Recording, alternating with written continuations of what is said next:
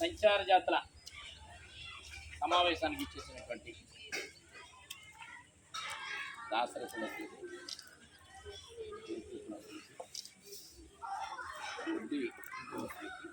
వివిధ సామాజిక వర్గాల హృదయపూర్వకంగా అభినందనలు ధన్యవాదాలు తెలియజేస్తాను. నా పేరు పెండ్ర వీరన్న. నేను సంచార జాతుల సంఘం వ్యవస్థాపక అధ్యక్షుడిగా 52 కులాల కోసం పనిచేస్తూ ఉంటే అందులో 32 కులాలని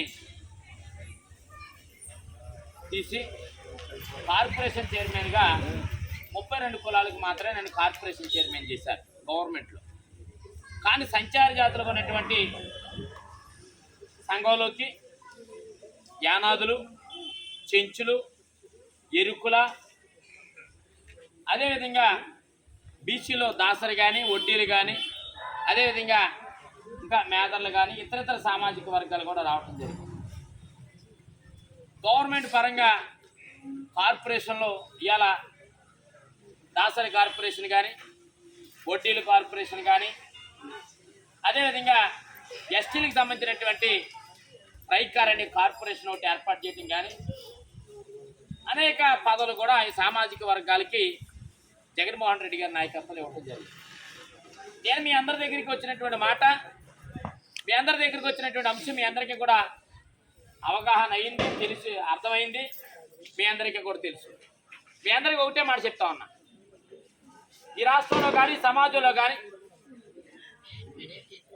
విద్యకు దూరంగా ఉన్నటువంటి సామాజిక వర్గాలు, ఆర్థిక అభివృద్ధికి దూరంగా ఉన్నటువంటి సామాజిక వర్గాలు పిల్లలను చదివించాలి.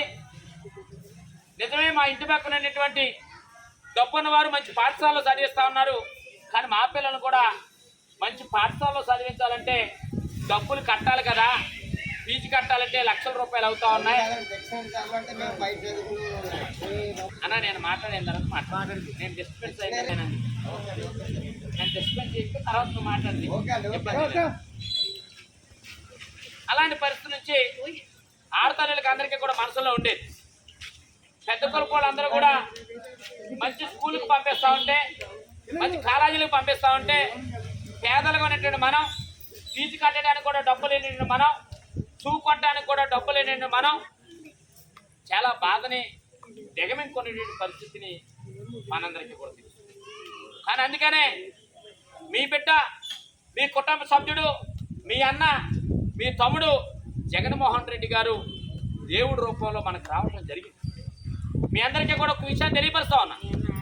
నాకు ఆకలి అవుతుందనే విషయం నేను చెప్తేనే కానీ అర్థం కాదు. నా పిల్లలకు చదువు కావాలనే ఆలోచన నాకు చెప్తే, పక్కవాడు చెప్తేనే కానీ ఆలోచన రాదు. కానీ ఇవాళ మీరు ఎప్పుడైనా అన్నా మా పిల్లలకి అమ్మఒడి కావాలి, మా పిల్లలు ఇంగ్లీష్ చదువు కావాలి, మా పిల్లలకు షూ కట్టాలి, మా పిల్లలు టై కట్టాలనే ఆలోచన మీరు ఎప్పుడైనా చెప్పారా? లేదు. మా పిల్లలు ఎప్పుడైనా పోషకాహారాన్ని మా పిల్లలకు ఆరోగ్యవంతమైనటువంటి వాతావరణం ఏర్పడుతుందని మీరు ఎప్పుడైనా చెప్పారా? అందుకనే జగన్మోహన్ రెడ్డి గారు మన యొక్క కుటుంబాల్లో దేవుడి రూపేణ రావటం, మన పిల్లలకి అమ్మఒడి ఇవ్వాలని, మన పిల్లలకి మంచి విద్యను అందించాలని కార్పొరేట్ పాఠశాలకు ధీటుగా ఇవాళ ఇంగ్లీష్ పాఠశాలను తీసుకొచ్చి, ఇంగ్లీష్ విద్యను తీసుకొచ్చి ఇవాళ పిల్లల్ని ఎవరైనా చదివించాలని కాలేజీ వాళ్ళు నడితే వాడు 50,000 నుంచి 1,00,000, 2 లక్షలు, 3 లక్షలు, 4 లక్షల రూపాయలు అడిగే పరిస్థితి. కానీ ఇలా ఉచితంగా విద్యను అందించి ఉచితంగా మీ పిల్లల్ని డాక్టర్లుగా, ఇంజనీర్లుగా, ప్రొఫెసర్లుగా చేయాలని ఆలోచన తీసుకొచ్చినటువంటి వ్యక్తి జగన్మోహన్ రెడ్డి గారిని. అంతేకాదు పుట్టిన బిడ్డ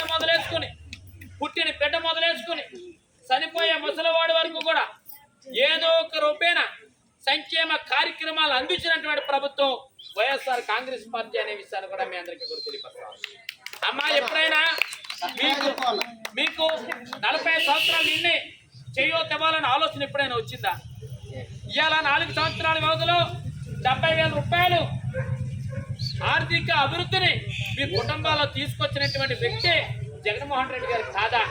ఏ ఒక్క రాజకీయ నాయకుడి దగ్గరికి వెళ్ళి ఇక్కడ మీ అందరికీ అందుబాటులో ఉండే వ్యక్తి మా అన్న డాక్టర్ బాబు గారి దగ్గరికి వెళ్ళి, అయ్యా మా పిల్లలకి అమ్మఒడి కావాలని అడిగారా, లేకపోతే చేయూతి కావాలని అడిగారా, లేకపోతే మాకు ఆసరా కావాలని అడిగారా?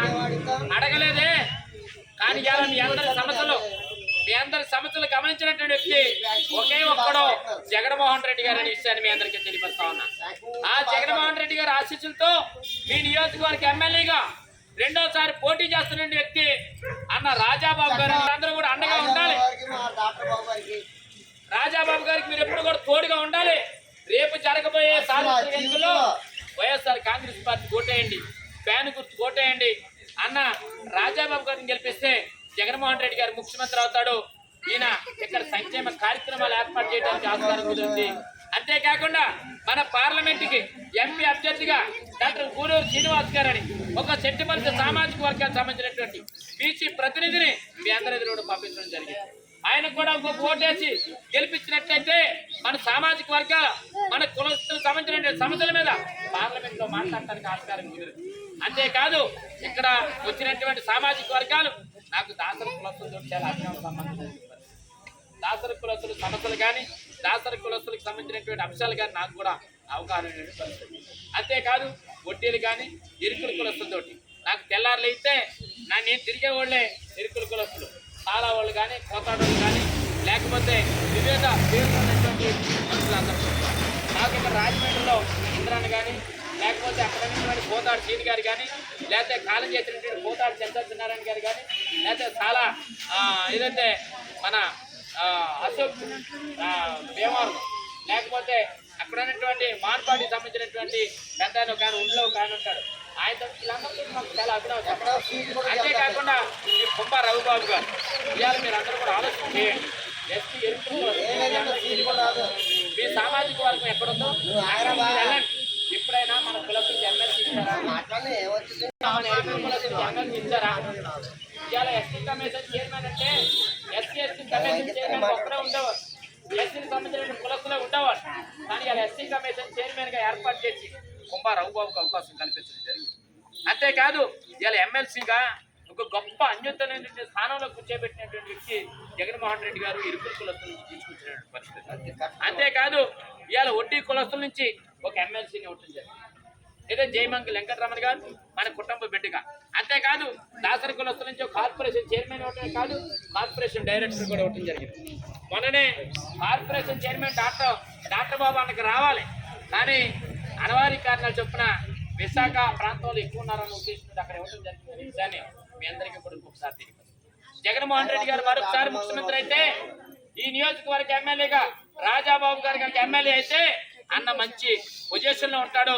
మీ అందరికీ కూడా అందుబాటులో ఉండే వ్యక్తి, మీ అందరికీ కూడా మీ సమస్యలు తెలిసినటువంటి వ్యక్తి, మీరు డైరెక్ట్ వెళ్ళే వ్యక్తి అన్న రాజాబాబు గారిని గుర్తుపెట్టుకోవాలి. ఇక్కడ డాక్టర్ బాబు కూడా మీరందరూ కూడా అండగా ఉండాలనే విషయాన్ని మీ అందరికీ కూడా తెలియపరుస్తారు.